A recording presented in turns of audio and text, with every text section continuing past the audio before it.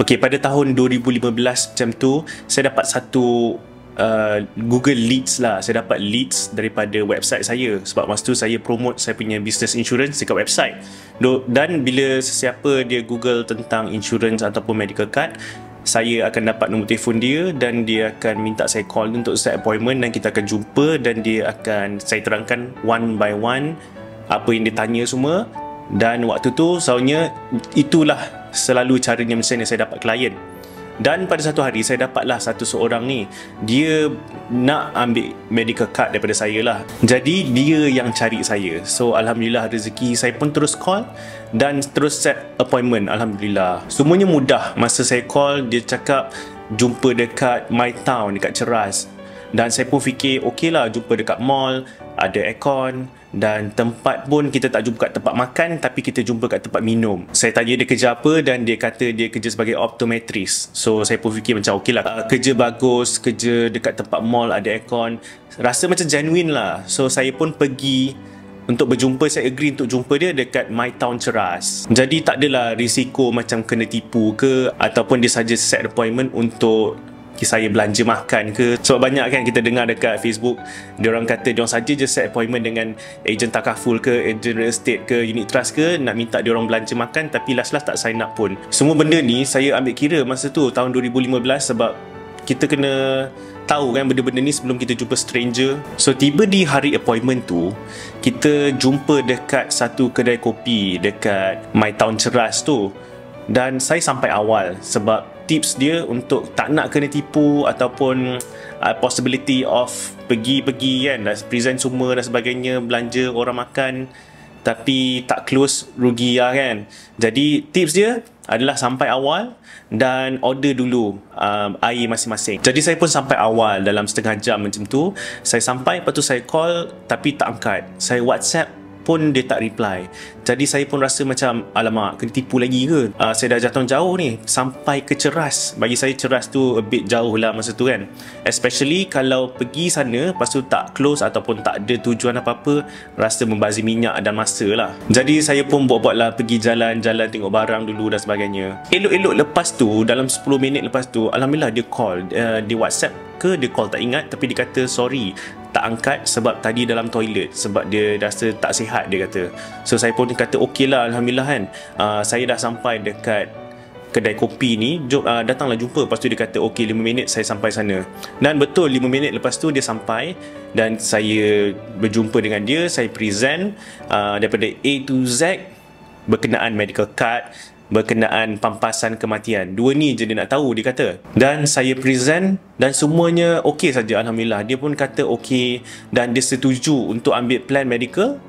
Dan waktu tu saya ingat lagi dia nak ambil pampasan kematian yang lebih tinggi, iaitu 100,000. Waktu tu tahun 2015, hibah takaful ni tak ramai orang tahu lagi. So jadi tu, tak ramai orang tahu lagi. Saya pun fikir macam oh okey, tak biasalah orang ambil pampasan kematian sebanyak 100,000. Biasanya orang ambil medical card saja, dia orang tak ada pun terfikir pasal kematian, especially untuk pemuda umur 28 ni. Saya pun kata okey je, boleh ambil medical card dan pampasan kematian sebanyak 100,000. Dan waktu dekat tempat nak isi pewaris tu, saya ingat lagi, saya tanya siapa dia nak pilih sebagai pewaris dan dia pilih bapa dia. Dan as biasanya lah kan, kita nak cepat-cepat nak submit benda-benda yang macam IC mak bapak tu yang diorang tak hafal tu. Saya cakap alah tak apalah, bagi kemudian pun tak apa. Tapi bagusnya dia terus call bapak dia, minta IC number bapak dia. Mungkin dia dah tahu kot apa akan berlaku lepas tu. Macam dia dah tahu, tapi saya tak tahu. Saya pun kata okey lah, saya submit IC number bapak dia sebagai pewaris. Dan dia pun buat pembayaran sebanyak RM250 masa tu. Saya pun fikir RM250 tu satu amount yang tinggi. Saya pun rasa gembira lah, saya rasa happy. Sebab biasanya average case yang saya close waktu tu adalah 150, 160. Dan saya cakap ke dia, kita kena jumpa semula minggu depan untuk saya bagi polisi ni kepada Encik. Saya tak panggil dia Encik lah, saya panggil nama dia waktu tu. Sebab masa tu dia umur 28, saya umur 25 rasanya. So saya panggil nama dia lah. Dan dia kata okey, tapi minggu depan mungkin dia tak ada sebab dia balik kampung. Jadi saya kata okey lah, lagi 2 minggu. So tunggu lepas 2 minggu lepas tu, saya call dia. Saya cakap sijil dah siap, saya nak jumpa untuk explain tentang polis ni daripada A to Z, cara nak claim, cara apa yang cover, apa yang tak cover dan sebagainya. Tapi call tak angkat, WhatsApp tak reply. Saya pun macam, oh mungkin dia busy kot, sebab hari tu pun saya call tak angkat, WhatsApp tak reply. Saya tunggulah, saya WhatsApp lagi sekali, hari keesokannya pun tak di reply juga. Selang beberapa hari lepas tu, saya pun dah terlupa lah pasal nak set appointment dengan encik ni kan. Tapi saya dapat call daripada satu number yang saya tak dikenali lah. Orang yang call tu adalah seorang wanita dalam tua-tua sikit lah, dalam umur 30 ke atas ke 40. Dan dia kata, Assalamualaikum, Encik Amin ya? Saya ni kakak kepada encik yang saya jumpa tu lah. Dan saya cakap, ya kenapa? Lepas tu dia kata, saya just nak bagi tahu adik saya dah tak ada. Jadi saya pun terkejut lah. Saya macam, kenapa kan? Saya tanya apa jadi? Kakak dia cakap dia tak tahu juga, tapi dia sakit. So saya pun macam, alamak, innalillahi wa inna ilaihi rajiun lah dekat dalam telefon tu. Lepas tu kakak dia tanya, sebelum dia pergi, dia ada bagi satu list of benda kena buat. Dan salah satu benda tu adalah takaful policy ni lah, dia ambil dengan saya, dia bagi nombor telefon dan sebagainya.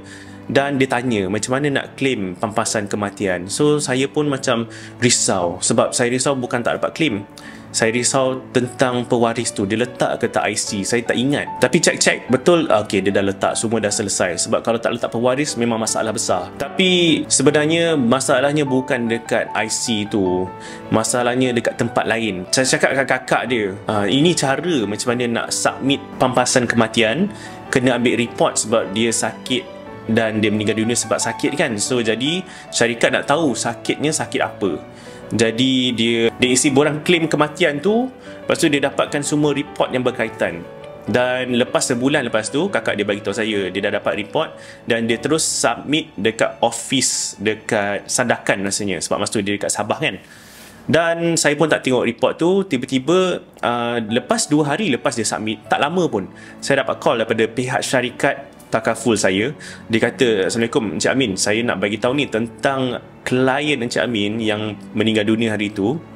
Kita terpaksa reject claim dia. Lepas tu saya cakap, oh kenapa ya? Lepas tu dia kata sebab ada masalah kesihatan. Tapi dia tak go into details lah sebab apa. Jadi saya pun macam, alamak sakit apa kan? Yelah betul lah kalau sakit dan dia tak declare penyakit tu waktu dia sign up. Jadi itu adalah satu reason kenapa dia tak dapat nak bayar pampasan kematian lah. Jadi saya check report tu dan saya dapat tahu yang salah satu penyakit yang dia tak declare waktu tu, yang doktor diagnosekan dia adalah dia ada penyakit HIV. Jadi saya pun macam, okay ni faham lah. Saya tak ada nak buat speculation apa-apa sebab HIV ni kita boleh dapat dari macam-macam cara. Salah satunya daripada blood transfusion, daripada pekerjaan kan, pekerjaan yang high risiko macam nurse ke doktor ke apa. Jadi itu je lah, saya tak ambil tahu sangat lah macam mana dia dapat. Tapi saya just inform kat kakak dia, reason kenapa tak dapat claim pampasan kematian tu adalah sebab ini. Dan kakak dia tak tanya banyak, kakak dia pun rasanya tahu kot. Jadi dia pun cakap okey lah, terima kasih macam tu je. Dan saya cakap apa yang dia boleh refund adalah untuk RM250 yang pertama tu je dia boleh refund. Basically dia buat macam polisi ni cancel from inception, tak jadi ambil lah sebab ada undisclosed illness, material fact. So itulah cerita di mana saya jumpa seorang klien takaful dan saya sign upkan dia, tapi lepas seminggu tu dia meninggal dunia. Ada ustaz kat Facebook ni, dia kata, saya terbaca, dia kata dunia ni bukan tempat tinggal tapi tempat meninggal. Jadi buatlah persiapan sementara kita masih kat dunia ni. Saya akan kongsi lah dari masa ke masa tentang pengalaman saya dalam 12 tahun dalam industri takaful ni. Ada juga kes-kes yang claim berjaya, yang sama juga, kes yang sama juga. Saya baru jumpa dia malam tu, esok tu dia jatuh accident. Banyak dah kes macam tu. Itu kes berjaya claim. Sebab accident tak perlu nak declare awal-awal dan dia tak ada waiting period. Cuma tentang penyakit ni memang kena ada waiting period, itu 4 bulan. Dan kalau tak declare dekat proposal form, memang tak akan cover. So kalau korang nak lagi dengar tentang cerita-cerita saya, pengalaman saya, kejayaan saya, kegagalan saya, boleh tekan subscribe. Dan ia akan membantu saya lah dalam usaha saya nak menyebarkan ilmu takaful yang saya ada sepanjang 12 tahun ke atas ni.